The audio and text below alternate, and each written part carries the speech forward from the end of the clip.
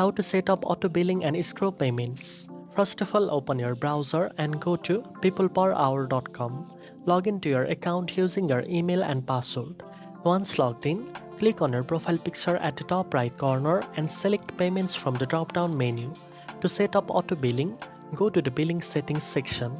Here you can configure automatic payment preferences for ongoing project, recurring invoices, or fixed contract. Auto billing ensures your clients are charged automatically, saving time and preventing delays in payment. Next, for escrow payments, navigate to the escrow settings section. Escrow payments allow clients to deposit funds securely for a project before work begins. Once the work is completed and approved, the funds are released to you, protecting both freelancers and clients. Make sure your payment methods such as PayPal, Pioneer, or bank accounts are linked and verified to avoid any issues.